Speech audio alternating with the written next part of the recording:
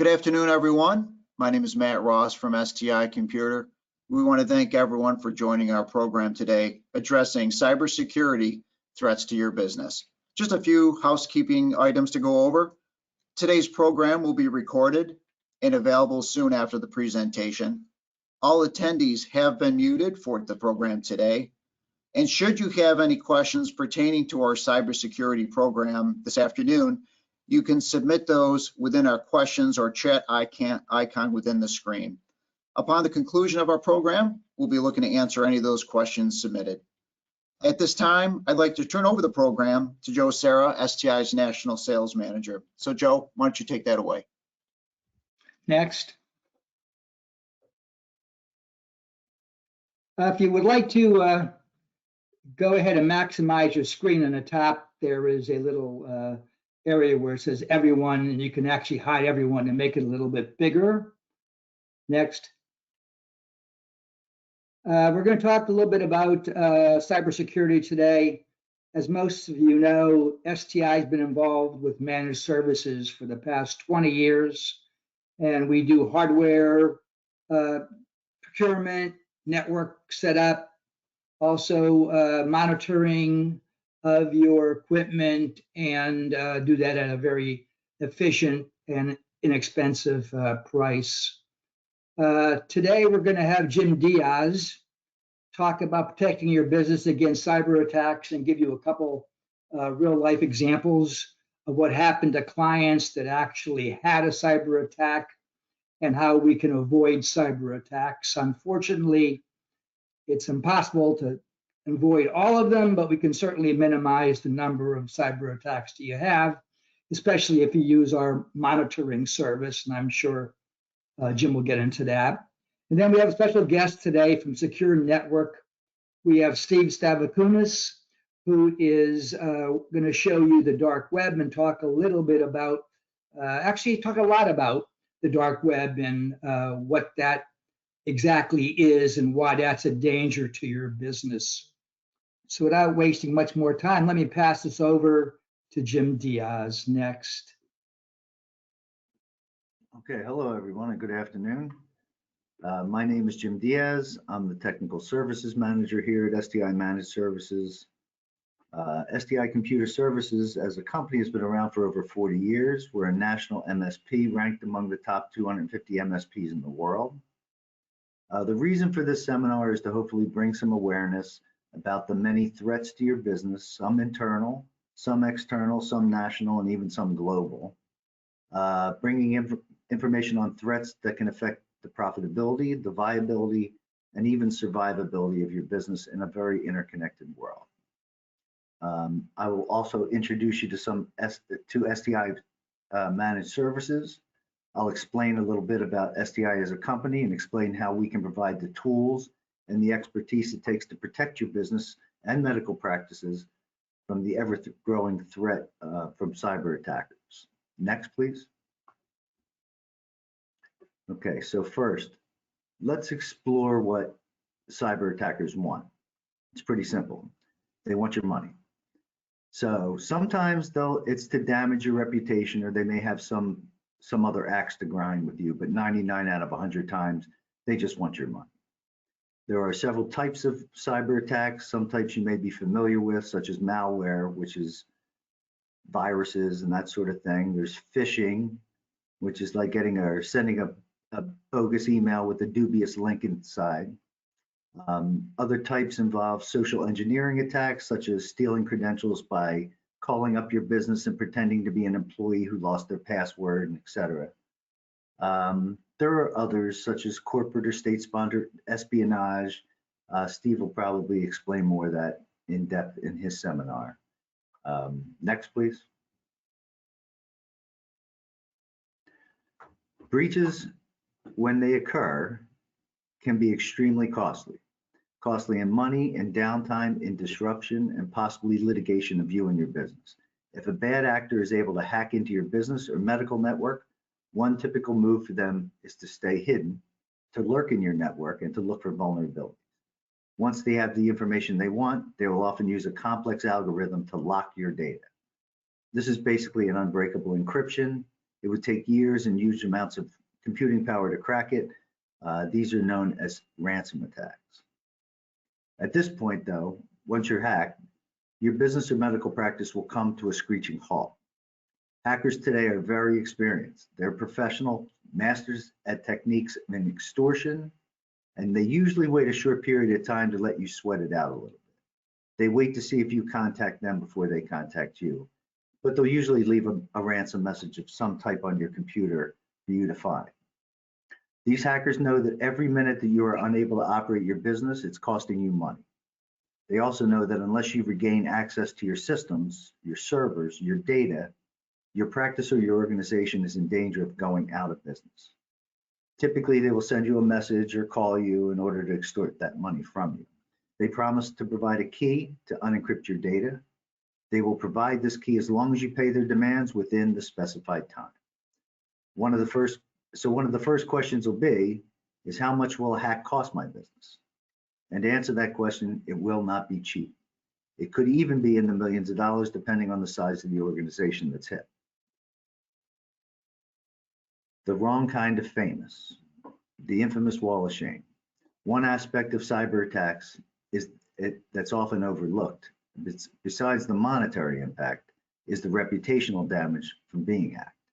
These bad actors want your money and are willing to try to destroy your reputation or your business if you hesitate to pay up. This type of damage is more difficult to quantify, but if you've spent years building up a reputation with your clients, you surely do not want to be on the wall of shame. There are some famous or infamous breaches that occurred last year, such as Change Healthcare. There was a very large Dell breach and some others.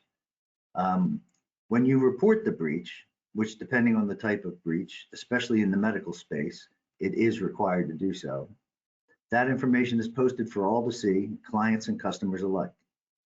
People use that information to sue businesses or medical practices when they find that information's been exposed. That's why we call it the wall of shame. Looks like we're a little out of sync on the slides, but it's okay. Next, go next one more, Steve. Okay. STI services, STI offers services to support what we consider the gold standard at BCDR. BC stands for business continuity, meaning how to keep your business operating in a disruptive event, or DR, which stands for disaster recovery, and that's how to come back from a catastrophic event, such as a natural or man-made disaster. So let's say you're running a typical business. You think you're covered because you have your data safely backed up, or you think you do. You have one or more of your servers in your office to run your applications, to store your data, to perform domain access control responsibilities for those of you who use cloud-based applications, and you get hacked. Now what? Do you have a business contingency or disaster recovery plan? Do you have a plan of action if you're a victim or a breach of data exfiltration, meaning they stole your data? Let me quickly paint 3 scenarios for you. Scenario 1, your server or your network is hacked. Now your server's offline. Your data is encrypted, or even worse, stolen by the perpetrator. Nothing works, your clients are calling, your business is down, and it's down hard. Your entire business could be at stake. What do you do? Scenario 2, you have a catastrophic server failure.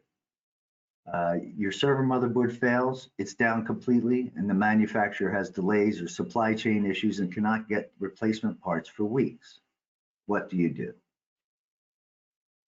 Scenario 3, there's a natural disaster. It's like you have a hurricane, a flood, an earthquake, a fire. Your office location is damaged, it's underwater, it's unavailable for whatever reason. Again, what do you do? I think you can move on to the next slide, Steve. Yeah, we're a little out of sync here, but okay. If you're an STI managed services client, you know exactly what to do. You call STI if we haven't already contacted you first.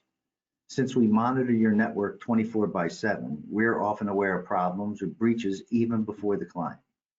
And in many cases, we are already in the process of implementing a mitigation plan before you even reach out to us.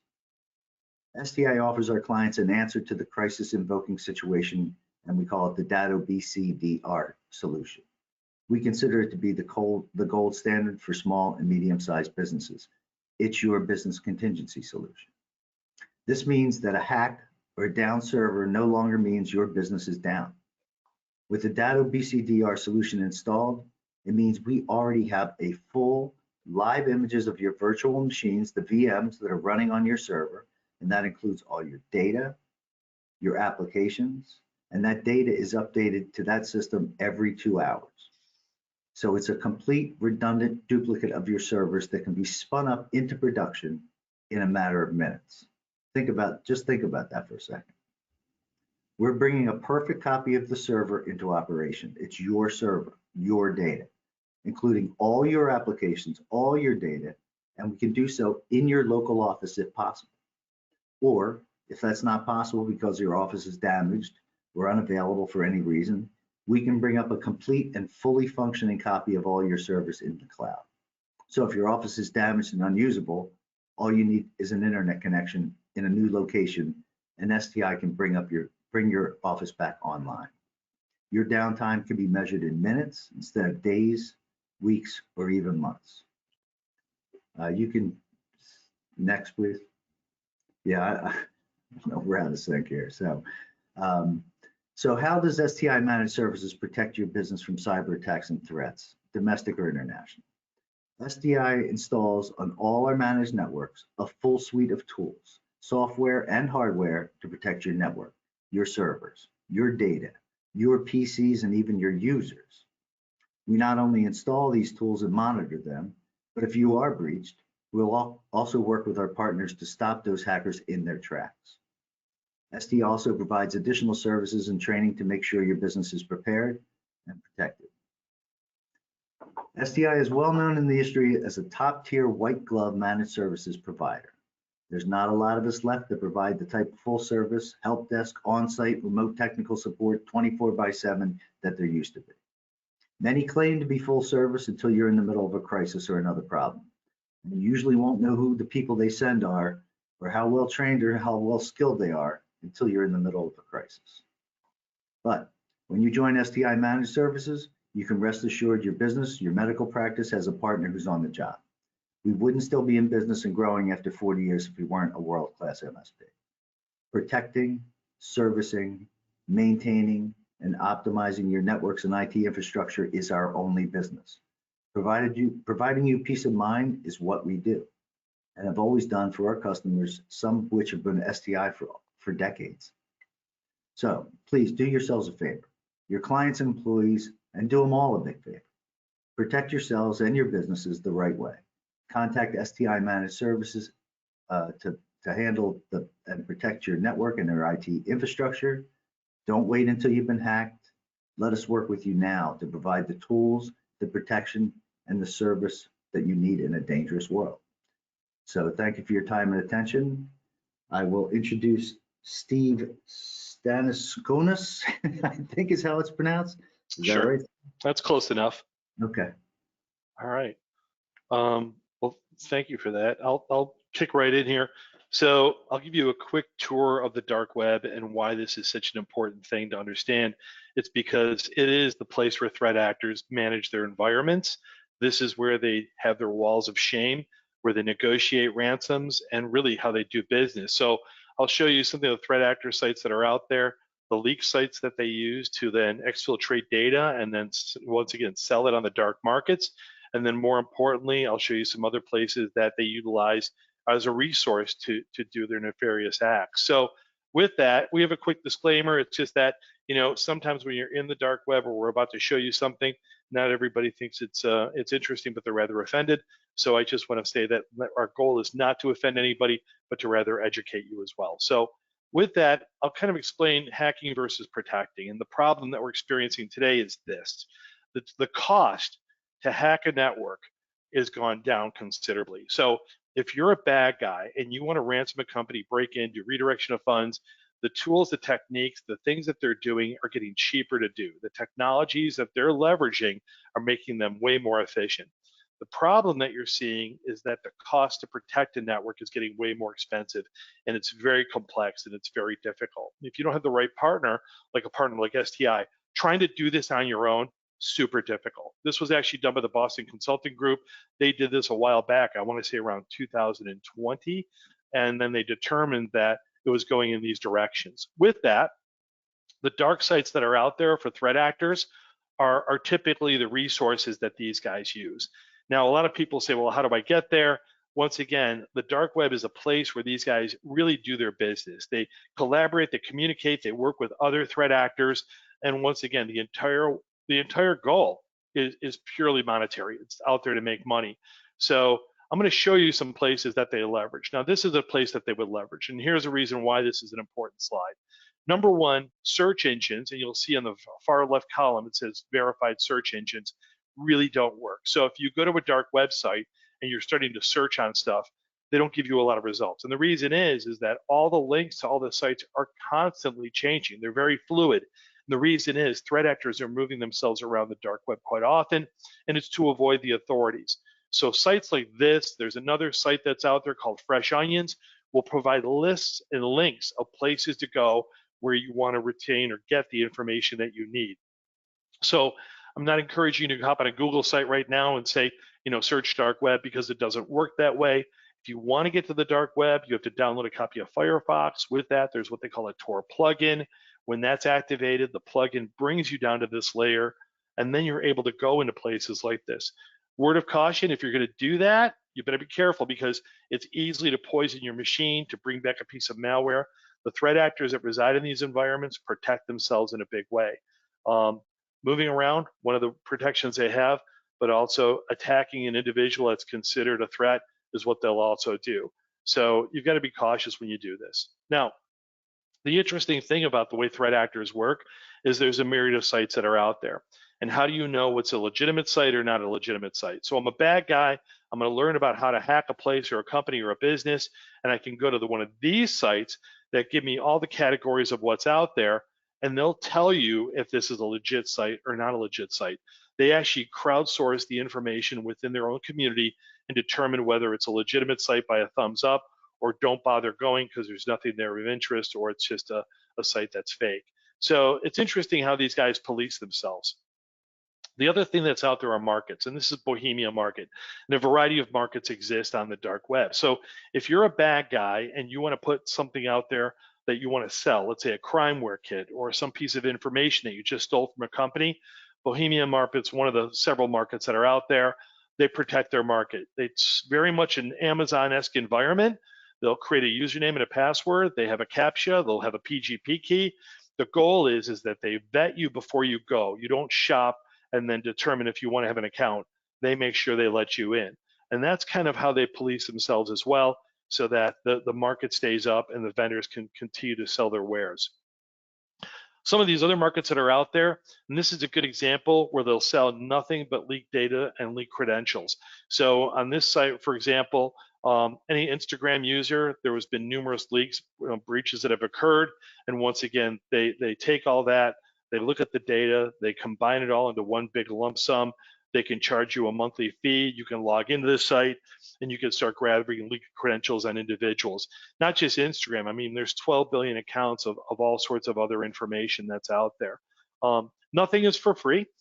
So when you hear a commercial that says they scan the dark web and start, reaching in there and showing you your stuff, somebody has to make a collective effort to go down there, find the data, pay for the data, retrieve the data, and then make sure that it's what they're actually saying that it is. So it's a lot harder than you think by just going out there and finding some stuff.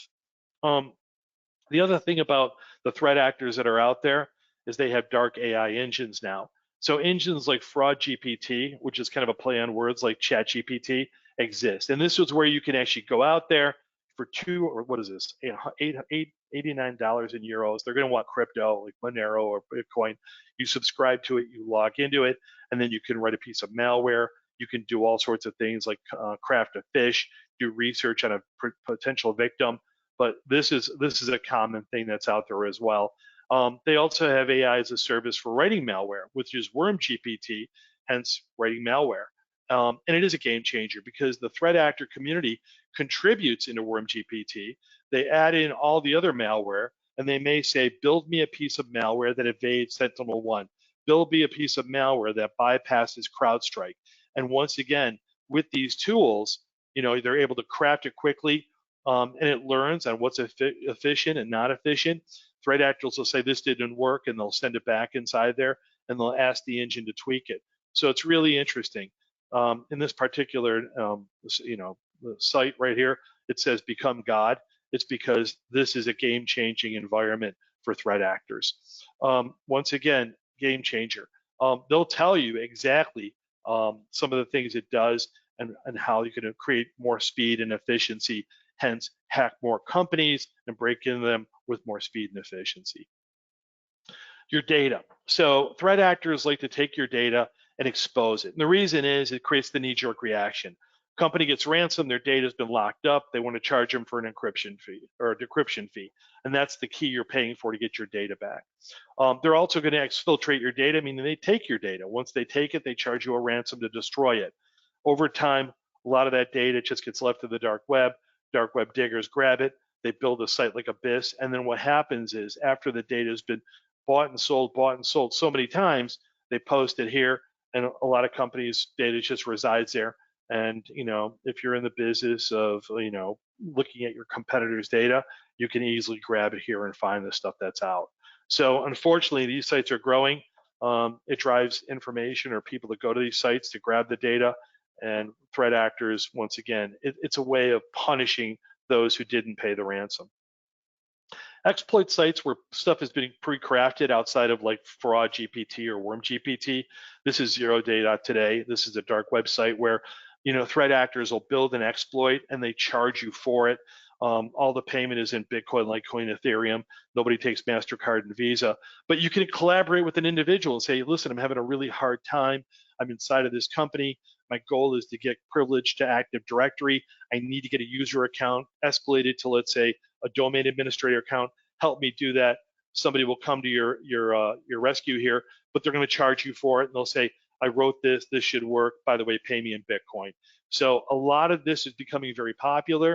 A lot of the developers that use this site are using Fraud GPT and Worm GPT. And once again, they're doing some of the work for the people out there that aren't that sophisticated. Another interesting thing about threat actors is that they're expanding and they're creating a franchise program, much like for fast food. And the reason this is happening is that they can take individual ransom groups that are sitting out there by themselves that don't have the sophistication to build a wall of shame. And they can say, listen, you're a ransom group. You don't have a wall of shame. You don't have a place to collaborate with your victim to negotiate the ransom. And places like Blockbit 3.0 were pioneers in the industry for doing that for bad guys. And what they'll say is, bring me your victims, post your victims' content here. I'm going to charge you 10 to 30% of the ransom. If it exceeds a certain dollar value, I'm going to take more in percentage. But it gives you a safe place to post that data and then essentially negotiate for the payout. And this has become a very popular business model. These are the sites that typically get targeted by law enforcement. So like the FBI, the Secret Service, all the other agencies across the globe collaborate to take these sites down. Unfortunately, the minute they take them down, they usually rebrand them, they pop back up. That's been a huge problem. The other issue in the world of threat actors is that they have a labor and employment problem. So with them, they go out there and they'll actually have a job board and let's say this is the best freelancing site for hackers. So let's say you have the chops to go after Active Directory, you're good at writing code, you've got the skill sets to, let's say, bypass controls. You go to this job board, explain who you are, what you do under your alias, and then they place you with a particular hacking crew that are out there. And that's how they're solving that. A lot of these individuals get paid by the percentage of what happens, so they make a lot of money, and it's incredibly lucrative. The interesting thing about the way these threat actors work is if they build a tool or if they build something that works, it's not just zeroday.today, but they'll go into places like Bohemia, that market I showed you, and you'll see everything that's for sale. You want to buy a mega pack of hacking tools, it's as low as $10.39. They've got a bigger bundle that makes you a millionaire, it's $312. Everything for sale is on the dark web. It's the land of contraband. You want to buy anything that could be involved in crimeware, the drug trade, guns, anything is for sale there. And once again, some of these are legitimate sites. Some of them are, once again, scam sites. So you got to do your homework. But like some of these markets like Bohemia, they police their vendors, they police their users, and it's a very interesting world. And in fact, we had bought, test a piece of crimeware from one of these markets that were out there. We got burned by the vendor. They didn't deliver the link for us to download it. I complained to customer service at the market, and within less than 5 minutes, the guy refunded my crypto. I don't get that kind of customer service from Amazon. In fact, Jeffrey Bezos doesn't move that fast. So it was very interesting to experience that and to see what's happening. Sites are professional looking and they look good. Obviously, there's money that's involved here. We go to some of the other dark markets that are out there, everything is for sale. And here's another example. This is Dark Leak Market. And this is an actual market that goes out there. And once again, it's more of the valuable data that's out there. So for example, mobile phone leaks are a big deal because that's how you're seeing threat actors gaining access to, let's say, mobile phone data that will bypass MFA, the text message that you get there. So you'll hear those calls that come in for the warranty on a vehicle you haven't owned in 5 years. Well, that's probably a test. And what they're doing is they're making sure that the number is valid and it belongs to the individual that's on the list. That's the reason it's so important to don't say anything to those individuals when they call you. Just swipe to the left and hang up and get rid of the number. It's not worth it. Don't keep them on the phone. That's another issue. Perhaps they're going to, once again, voice imprint you, and that's another big concern. So this is a very real place, and once again, the theft of the data is very real as well. Software as a service. For those that don't have the real skill sets to be the hacker, and perhaps there's other things that they feel are more important, you can go to a site where it develops fully undetectable ransomware. And this is one of the screenshots that I'll show you where you can actually go to the site, you'll create an alias, you'll create a fake email account, you'll then once again put the ransom note, the victim details that are there, the amount of money you want to have as a ransom, as well as the targeted operating system, whether it's Apple, Windows, Linux, it doesn't matter anymore. They'll build it for anything. Then you order it, you pay the crypto fee that they're going to want, and they deliver your malware to whomever orders it. And at this point, you can then deploy that piece of malware in a variety of different ways, perhaps a fish or whatever. So this is a very real thing, and numerous sites like this exist. The other thing with ransom as a service, they're on markets as well. This is a market site. It's $220 to $390. Depending on the complexity of what you're building out there, you'll notice that you enter your Bitcoin address, you add it to your cart, a very Amazon-esque shopping experience. Once the crypto exchanges, the ransomware or developer in this particular case sends you a link, you're typically going to download it from a place called Mega. Mega is in New Zealand, and that's owned by Kim.com. They don't care. They hold contraband on the internet, and that's where you would pull it down from there. Phishing is also becoming a service, and it's an interesting thing. It's not considered a test. It's an actual real-world phishing scenario. This is a site called Robin Banks, and it was designed specifically for phishing individuals that are tied to the banking community. So it doesn't matter anymore. It doesn't have to be a bank. You could drop and drag a logo, dump it inside there. The language is incredibly articulate that they put together for you. So in the past, when you saw some things where there's poor grammar, a lot of bad spelling mistakes, all that's been taken out of it. So how they've interacted with this with AI as well. So the speed and accuracy is much better. All you have to do is add the link of where to send the victim off to, where they're going to put their credentials in, thinking it's the actual bank site. Or you could dump a piece of malware on the email as well, like you had just built from, let's say, that fully undetectable ransomware site or something you bought off of a market. And that's how this is all happening now. It's just really inexpensive. It's $200 a month in crypto. It's gaining popularity quickly, and there are competitors out to Robin Banks as well. For the other threat actors that just say, listen, I don't have the time to phish them. I don't have the time to hack through their network and get in the internal side of it. Give me something easier. Well, this is where access brokers come into play. They can have an organization like these guys that want to buy RDP, and all you do is you buy access that's already been located for you. So for example, if there was a remote desktop connection that was unsecured by an individual at a company, and they just happen to like pop that through the firewall, these guys find it, they figure out how to break through it. They don't do anything at that point. They just list it on their site and they sell it to anybody that wants to buy access to it. That gives you pretty much a foothold to the inside of the business. At that point, you can escalate privilege, go after Active Directory, perhaps find the data stores, ransom the company, and at that point, they're off to the races. And unfortunately, this is becoming bigger and bigger popularity because, once again, a lot of the heavy lifting has been done. Somebody's doing it for you. Knock yourself out.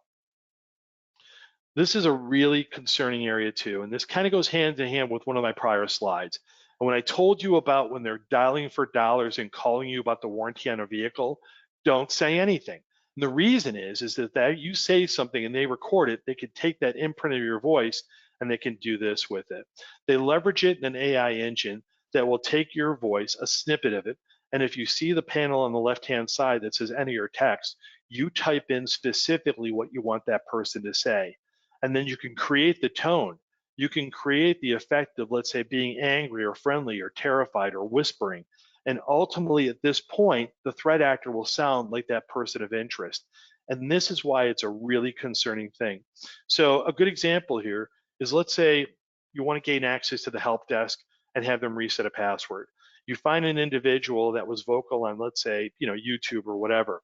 You grab the snippet of that person's voice, you dump it in here. At that point, you go to LinkedIn, you find out that he worked at that particular company as well. Then what you do is you call in as him, you have this thing say, hey, I lost my password, could you please reset it? And then you play it for the people at the help desk. You know what? In some cases, it'll work, and at that point, that'll reset the password. Now our threat actor has the foothold that he needs to get into that network or to escalate privilege or do whatever. This is kind of what happened at MGM when they got breached. They called the help desk. I think the threat actor group Scattered Spider or Alpha Black Cat obviously may have had the English abilities, but they could have used this as well. But that's what really created that catastrophic situation there. Threat actor sites. This is a great example. So I want to show you up close and personal some of the stuff on the dark web that's out there. This is Lockbit 3.0. It's also been rebranded. I think it's called Dark Vault. This is an individual out of Russia. And these are the companies that were recently, or they were hit. And what's happening is if you see stuff in red, those are under negotiation right now. Company has been ransomed. They're locked up. They're not operational.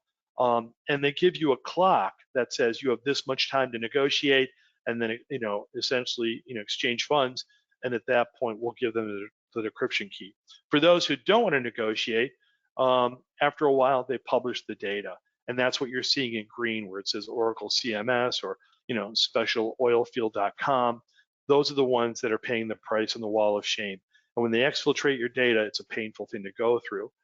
Threat actors, once again, create that knee-jerk reaction and punish their victims. Another example is a company called Kill Security, another affiliate group where hackers go to it, they post their content there.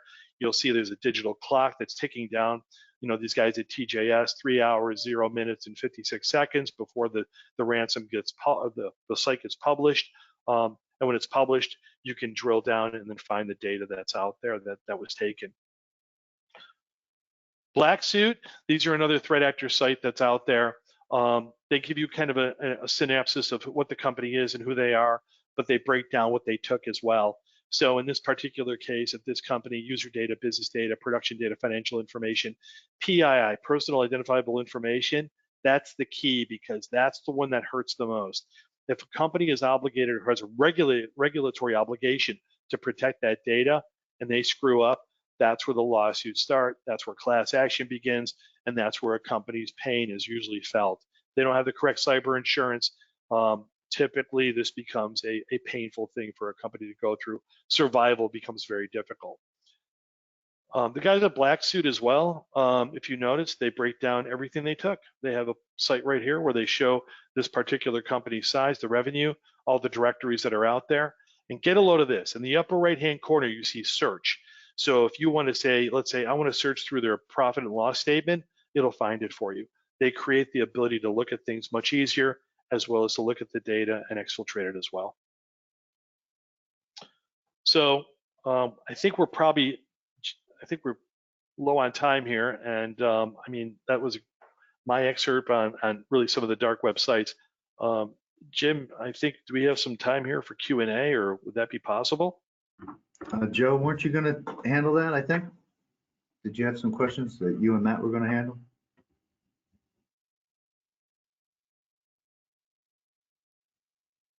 Joe?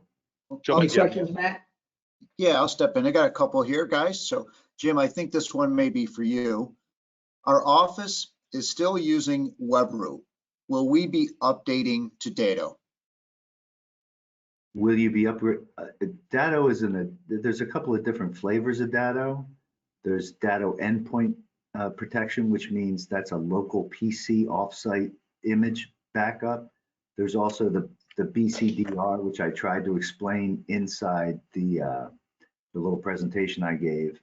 Your WebRoot is really just virus protection for all intents and purposes.